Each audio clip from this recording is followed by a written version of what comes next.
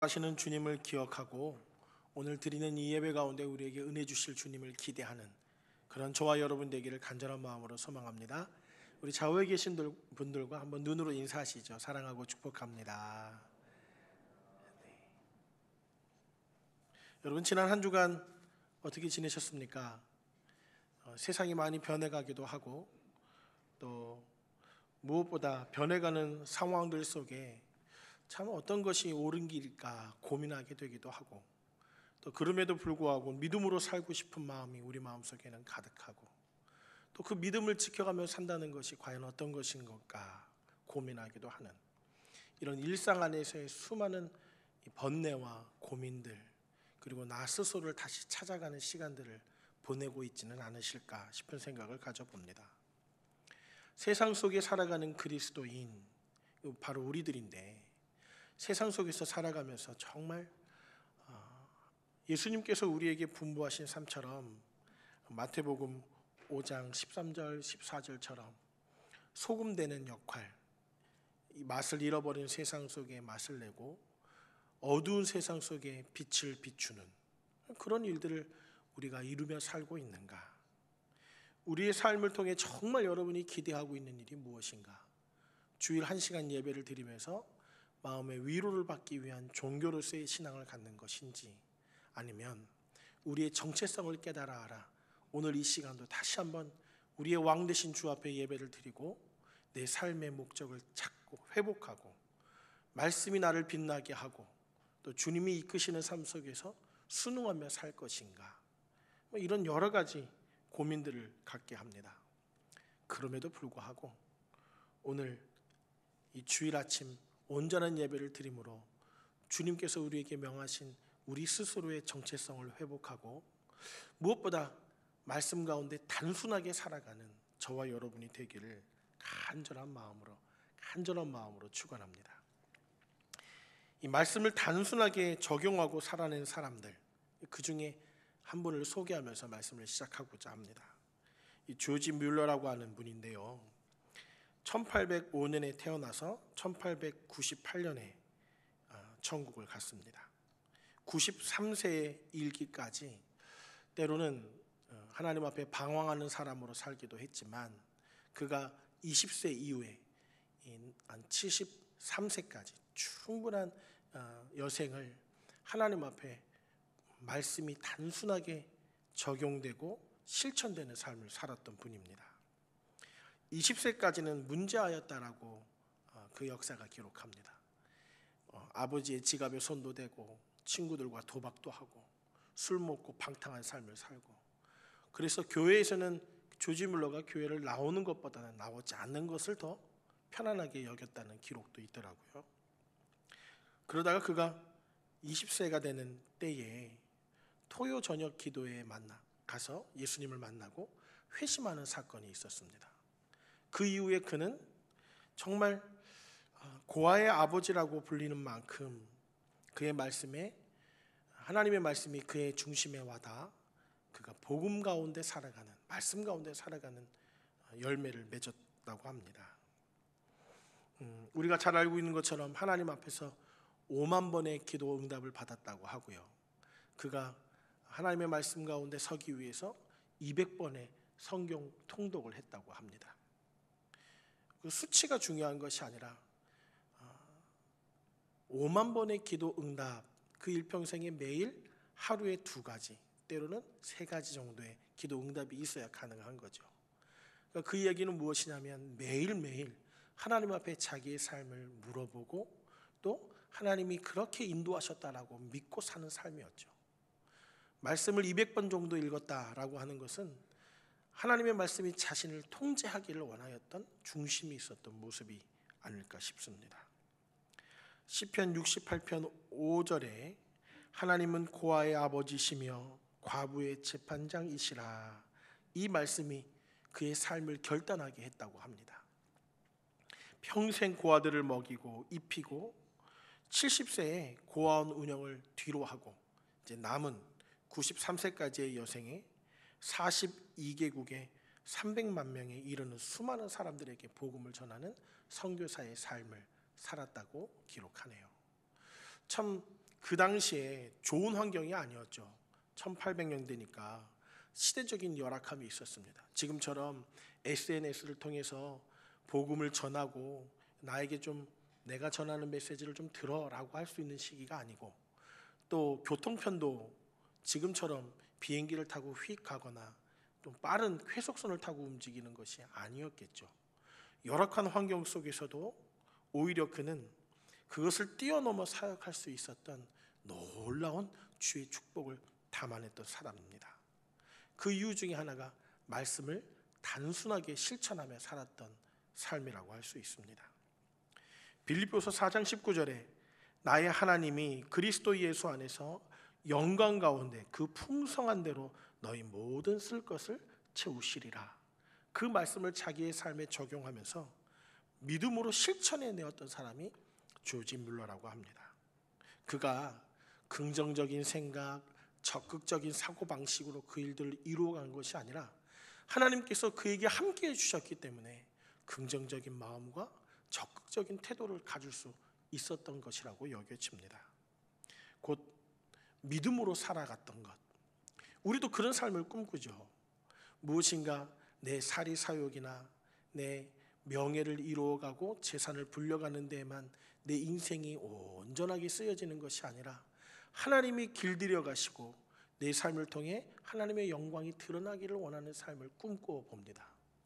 그러하기에 사실 오늘도 내가 무엇 때문에 예수 믿는 것인가, 내가 예수 믿는다는 것은 어떤 것을 의미하는 것인가, 또 하나님 앞에 영광 돌리는 삶은 무엇인가를 고민하게 되는 거죠. 조지 뮬러는 항상 양심을 깨끗하게 유지해왔고 하나님이나 사람들의 분노를 초래할 만한 일을 하지 않았다라고 자기 자서전에 기록합니다. 참 어려운 일이죠. 하나님께나 사람들에게나 분노를 일으킬 만한 일을 하지 않았다.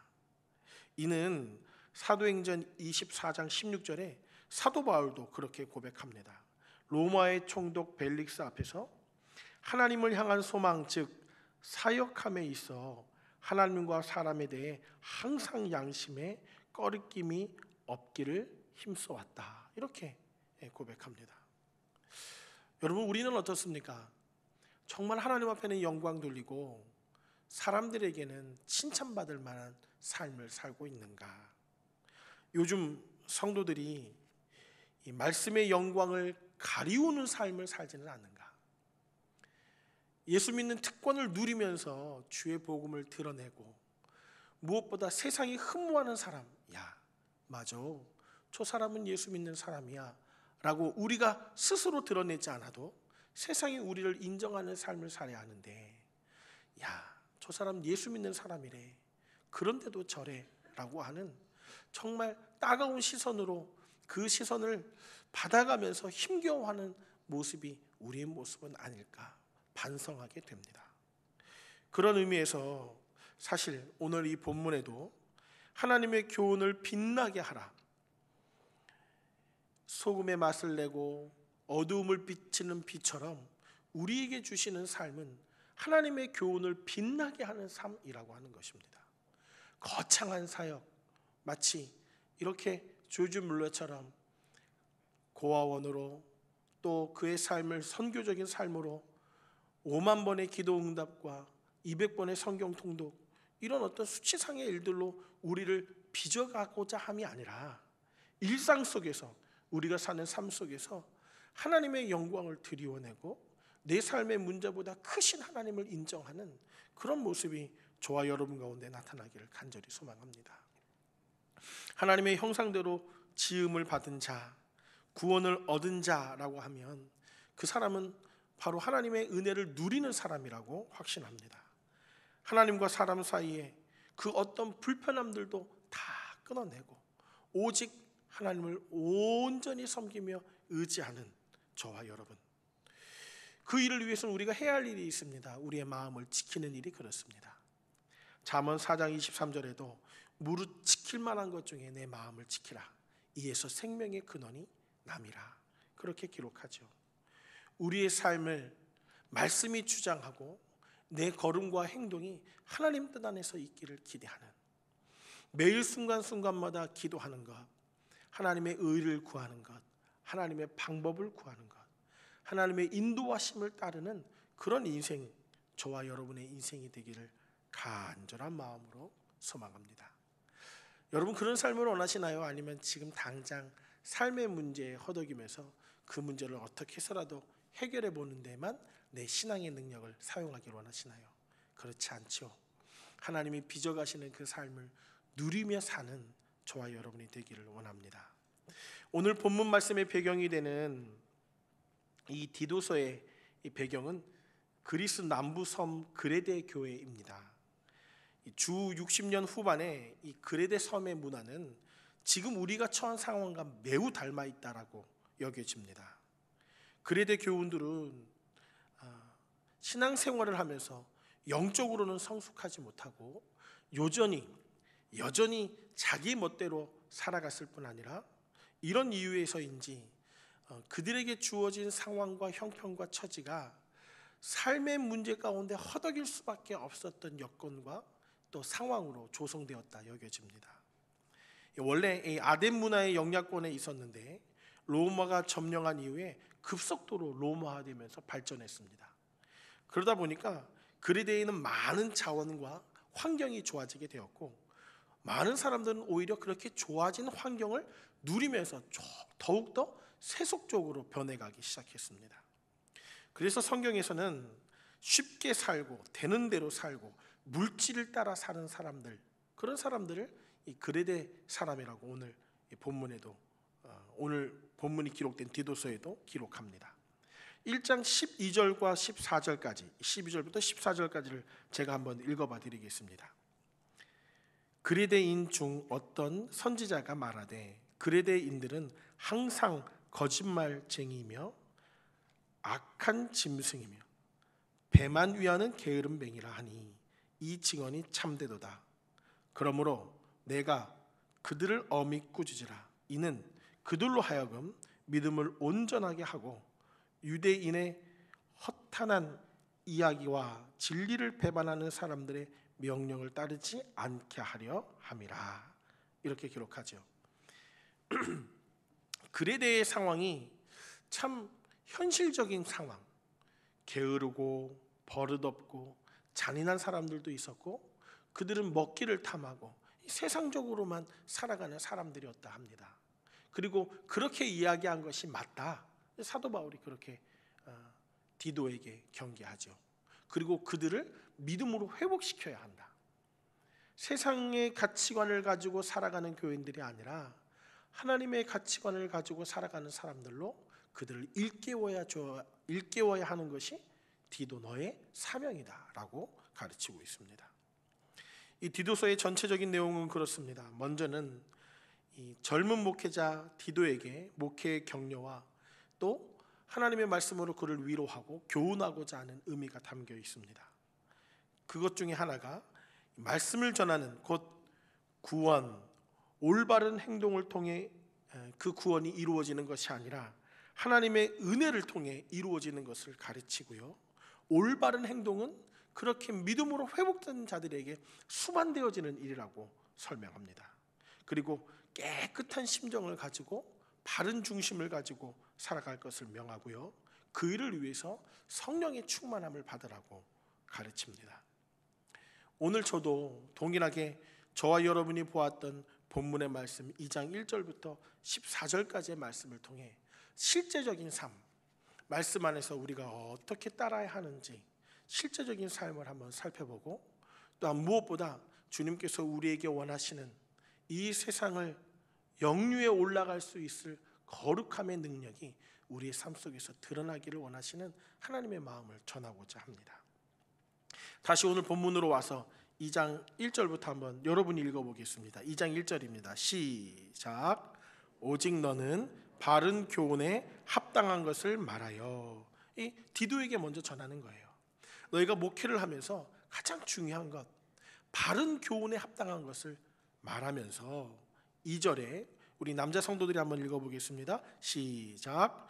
늙은 남자로는 절제하며 경건하며 신중하며 믿음과 사랑과 인내함에 온전하게 하고, 이렇게 기록하죠. 실제적인 삶의 기준을 이야기합니다. 남자 성도들에게 절제하는 일이 필요하고, 경건함이 필요하고, 신중한 마음의 결정이 필요하고, 믿음과 사랑을 통해 인내함으로 온전하게 살고자 하는 노력이 필요하다. 다른 설명이 필요 없죠. 우리 여자 성도들이 한번 3절을 읽어보겠습니다. 시작. 늙은 여자로는 이와 같이 행실이 거룩하며 모함하지 말며 많은 술의 종이 되지 아니하며 선한 것을 가르치는 자들이 되고. 4절도 읽어보시죠. 시작. 그들로 젊은 여자들을 교훈하되 그 남편과 자녀를 사랑하며. 그렇게 이야기합니다. 무엇보다 삶의 구체적인 방법들, 또 더 나아가서 5절에는 이렇게 기록합니다. 신중하며 순전하며 집안일을 하며 선하며 자기 남편에게 복종하게 하라. 이는 하나님의 말씀이 비방을 받지 않게 하려 함이라. 이렇게 기록하죠. 이렇게 삶의 구체적인 방법들을 일목요연하게 정리하여서 설명합니다. 성도 여러분, 저를 좀 보시죠. 오늘 이 시대를 살아가는 저와 여러분도 어떻게 살아가는 것이 올바른 삶인지를 모르십니까? 알죠. 사랑을 전하고 경건하고 칭찬받을 만한 삶을 우리가 모르지 않습니다. 그렇게 살아내는 것이 어렵죠. 말씀의 지배를 받고 산다는 것 따르고 싶지만 우리는 세상 속에서 시선을 빼앗기고 살아갑니다. 그것이 우리의 연약함입니다. 연약함. 디도가 사역했던 그레데 섬 사람들은 세상적인 시각 속에 살아갔던 사람이라고 기록했고, 그들을 일깨워주라고 했습니다. 하지만 교회 안에 모였던, 그레데 교회 안에 모였던 성도들도 그 그레데의 문화에 그대로 젖어 있었던 거죠. 지금 우리 시대와 같죠. 우리도 끊임없이 교회에서는 구별되라고 말합니다. 성령으로 충만하라고 하고요, 서로 사랑하라고 합니다. 원수를 사랑하라고 합니다. 여러분, 원수를 사랑하는 일이 가능합니까? 가능하다고 생각하십니까? 아니요. 사도 바울도 사역을 하다가 다툼이 있었어요. 근데 성경 어디에도 사도 바울이 그 다툼을 해결했다는 기록은 없어요. 그리고 끝없이 사도 바울도 뭘 얘기하죠? 사랑을 얘기해요. 사랑해라. 서로 사랑해. 그 일은 우리의 마음의 결단으로 이루어지는 일이 아니기 때문에 그렇습니다. 오늘 제가 여러분들과 나누고자 하는 일들은 윤리적인 행위와 태도, 어떤 삶의 지표를 오늘 이 본문이 정말 일목요연하게 정리하고 있는 그대로 우리가 지키며 살고자 하는 율법적인 말씀을 드리고자 함이 아닙니다. 하나님의 은혜를 경험하고 성령의 통치를 받아야 그 일이 가능한 일이죠. 내가 결단하고 내가 해보겠다고 해서 경건한 자리에 이룰 수 있는 것이 아니라는 거예요. 하나님이 우리를 그렇게 이끌어줘야 가능한 일이에요. 원수를 사랑하는 거요, 내 마음의 결단으로 이뤄내는 일이 아니에요. 모함하는 일을 멈추는 거요, 내 마음을 주장하신 하나님이 그 안에 계시지 않으면 불가능한 일입니다. 사람들은 기질적으로 다른 사람 이야기를 하기 좋아해요. 그 다른 사람 이야기를 하다 보면 자금했던 일들이 크게 부풀어져 있는 경우들도 종종 있습니다. 우리의 힘으로 그 일을 막을 수 있는 것이 아니에요. 성령의 통치를 받아야 하는 일입니다. 그 일이 무엇 때문이라고 기록하냐면, 아까 여러분들과 제가 한번 읽었던 말씀처럼 하나님의 영광이 드러나고 하나님의 말씀이, 하나님의 교훈이 빛나게 하기 위함이라고 기록하고 있습니다. 더 나아가서 6절에 이렇게 기록합니다. 너는 이와 같이 젊은 남자들을 신중하도록 권면하되 범사에 내 자신이 선한 일에 본을 보이며 교훈에 부패하지 아니함과 단정함과 책망할 것이 없는 바른 말을 하게 하라. 이는 대적하는 자로 하여금 부끄러워 우리를 악하다 할 것이 없게 하려 함이라. 아멘. 하나님의 말씀이 비방을 받지 않게 하기 위함으로, 또 무엇보다 이 디도에게도, 목회자이죠, 목회자에게 삶으로 본이 되게끔 해라. 이렇게 기록합니다. 여전히 단에 서 있는 저도 성도인 여러분들과 말씀을 나누면서 늘 끝없이 스스로를 자문하고 자책합니다. 본이 되는 삶을 사는가? 정말 성도들에게 말씀으로 위로받고 세임을 얻고 기준을 세우는 일에만 사는 것이 아니라 본이 되는 삶을 살고 있는가?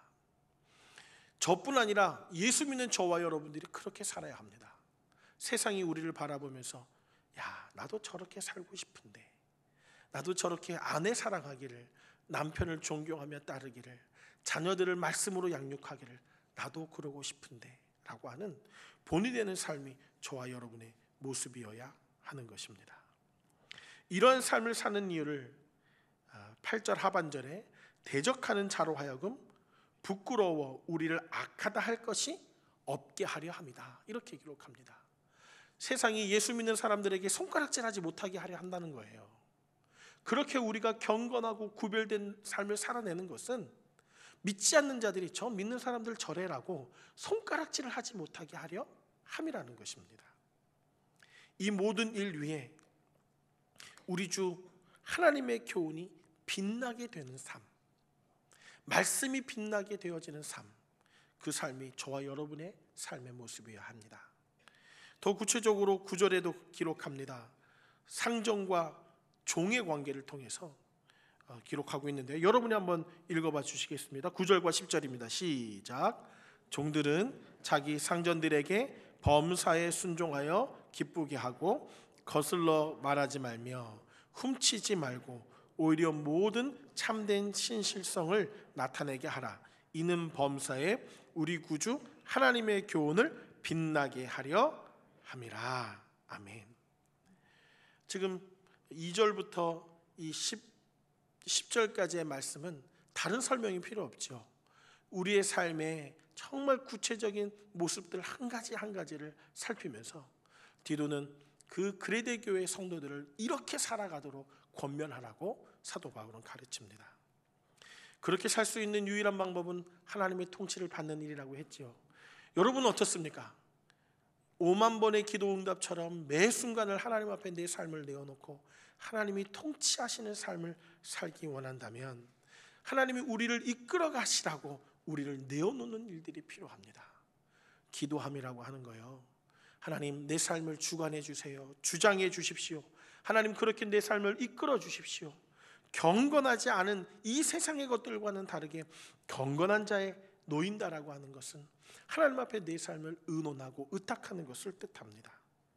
신중함과 의로움으로, 경건함으로 이 세상에 살고 있지만 이 세상에 삼킴을 당하지 않는 것, 예수 그리스도가 우리의 소망 되심을 고백하고 그 소망 되시는 영광이 드러나 우리를 속량하신 구원의 역사가 우리를 바라보는 것만으로도 드러나는 그러한 신실한 삶을 주님께서는 원하고 계십니다. 이것이 복음이 실제되는 삶이라고 여겨집니다. 사랑하는 성도 여러분, 우리 안에 이 실제적인 삶이 이루어지고 있는지를 잘 생각해 보셔야 돼요.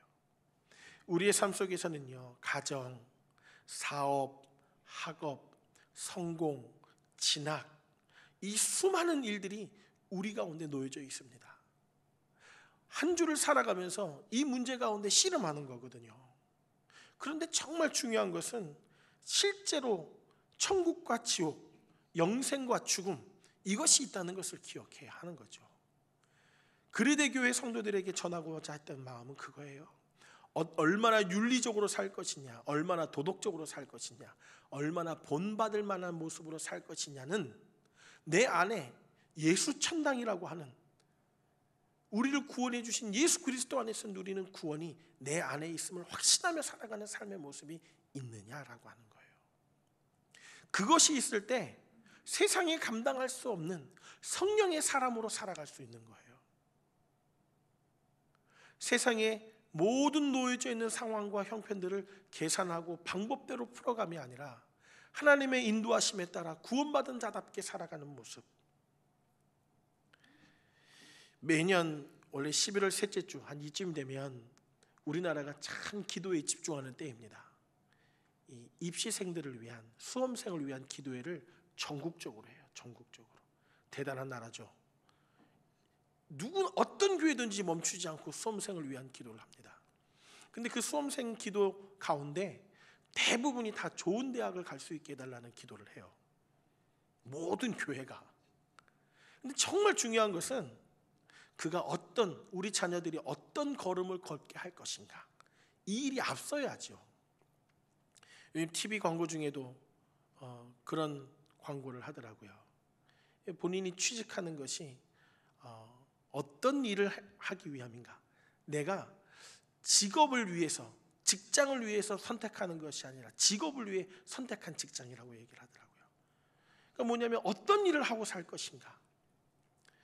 실제 우리 자녀들이 이 세상에 좋은 대학, 좋은 직장, 좋은 배우자, 그 좋은이라고 하는 표현이 어떤 것을 의미하는지 여러분 고민해 보셨습니까? 우리는 여전히 세상 속에서 판단하고 있는 그 가치 그대로를 좋은이라고 여기고 있어요. 우리 가치 구조 속에. 그러나 이 11월, 12월 연말이 되는 수험생 기도, 우리 자녀들을 위해서 기도해야 할 그 걸음은 하나님께서 그 걸음을 인도해 달라고 하는 기도가 더 중요합니다.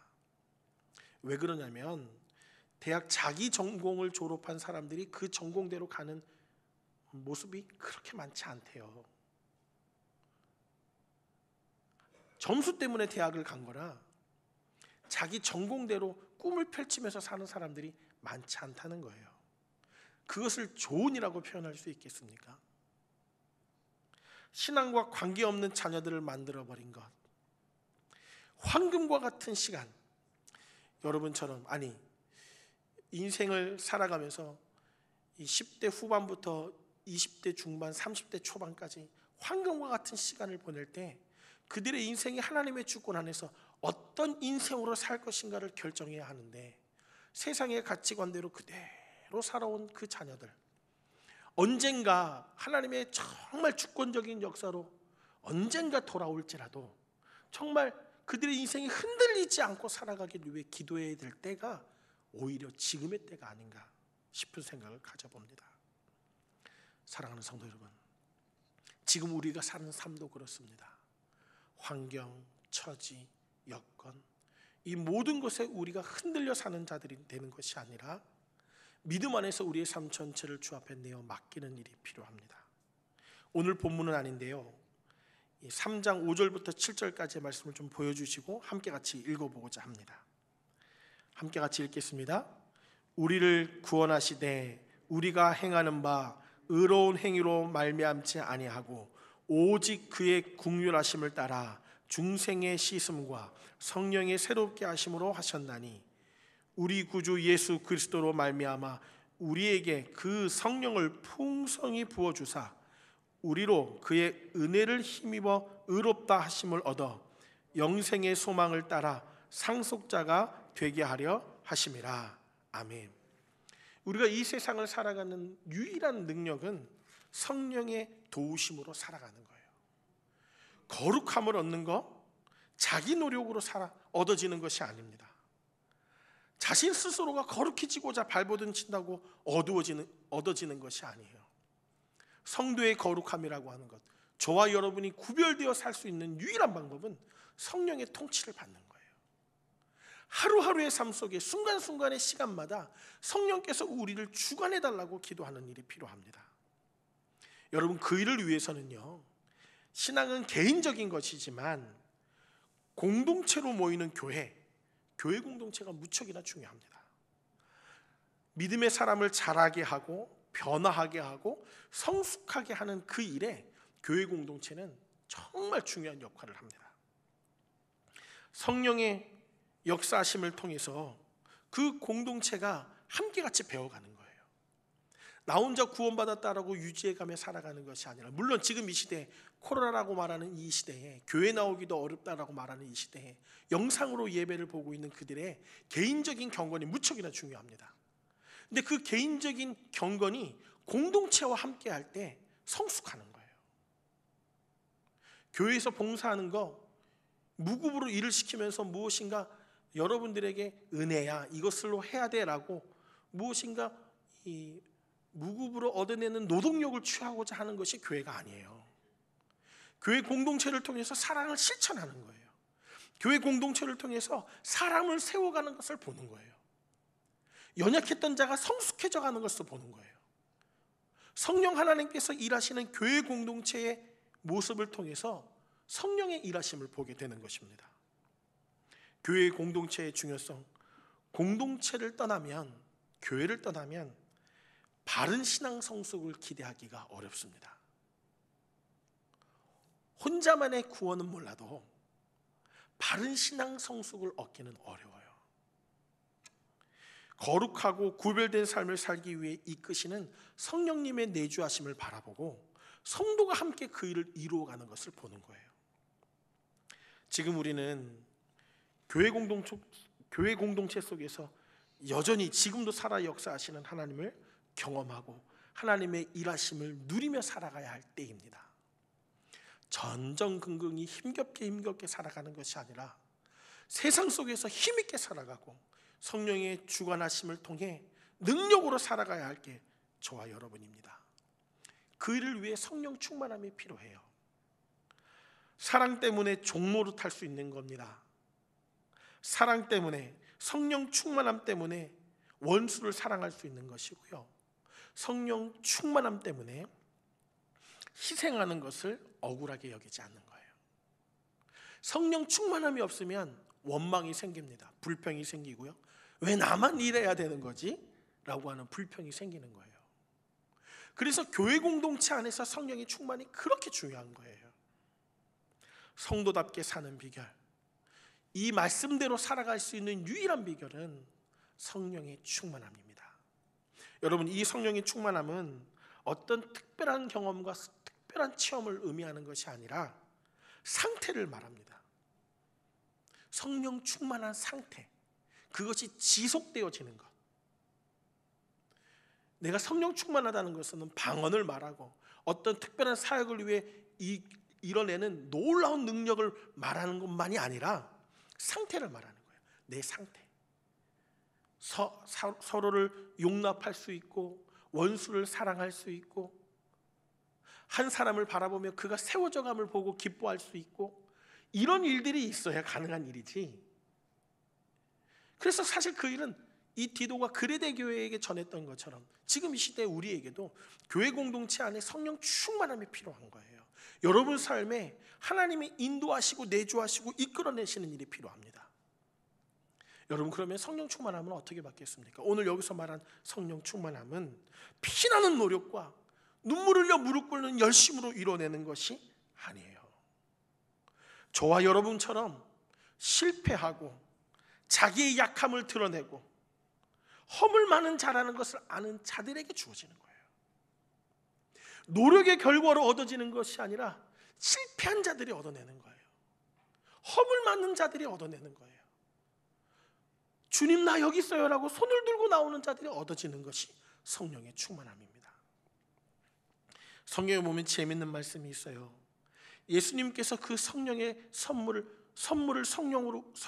선물로 우리에게 주셨는데, 예수님의 십자가를 바라보고 그것을 끝까지 지켰던 자들이 성령을 받았던 것이 아니라, 성경을 보면 도망간 자들, 실패한 자들, 제자들이 다 그렇게 됐잖아요. 예수님의 십자가 사역을 함께 봤던 자들이 아니잖아요. 도망가 버리고 실패해 버리고 삶의 문제 가운데 다시 시선을 돌려버린 그들에게 찾아가셔서 성령의 충만함을 허락하셨어요. 그래서 우리에게는 가능한 거예요. 오늘 이 시간도 무엇인가 노력과 열정과 내가 얻어내야 하는 성령의 충만함이라면 참 어려울 텐데, 저와 여러분처럼 실패한 자, 허물 많은 자, 나의 약함을 드러내는 자에게 그 성령의 충만함을 허락해 주시는 것입니다. 사랑하는 성도 여러분, 이것이 저와 여러분에게 필요한 일입니다. 말씀으로 하루를 여는 일, 5만 번의 기도 응답 계산해보면 하루에 2가지 3가지가 응답됐다니까요. 그러려면 매일의 삶을 하나님 앞에 의탁해야 해요. 새벽기도 나오기 어려우신가요? 여러분 집에서 그렇게 시작해야 돼요. 눈을 뜨고 하나님 오늘 하루도 내 삶을 주관해 주시옵소서. 오늘 내가 만나야 할 사람들이 있는데요, 하나님 그 걸음걸음을 인도해 주시옵소서라고 기도해야 해요. 곧 끝낼 거예요. 말씀과 기도가 내 삶을 이끌어가게 해야 해요. 내 삶의 기준이 하나님의 뜻대로 서기를 바라볼 수 있는 말씀이 나를 통제하도록 하루의 시작을 그렇게 해야 합니다. 내가 생각하지 못했던 어려움이 하루의 일과 중에 나타났다면 하나님 이 문제는 어떡하죠? 내가 빨리 재빠르게 결정할까요? 라고 하는 것이 아니라 하나님이 어떻게 그 일을 이끌어 가시는지를 보고 그 걸음대로 순종하는 것을 의미합니다. 어렵지 않아요. 여러분 이번 한 주도 성령의 충만함으로 하나님이 인도해 가시는 대로 살아가는 기쁨이 저와 여러분의 기쁨으로 한 주간 드러나기를 간절히 소망합니다. 함께 같이 기도하겠습니다.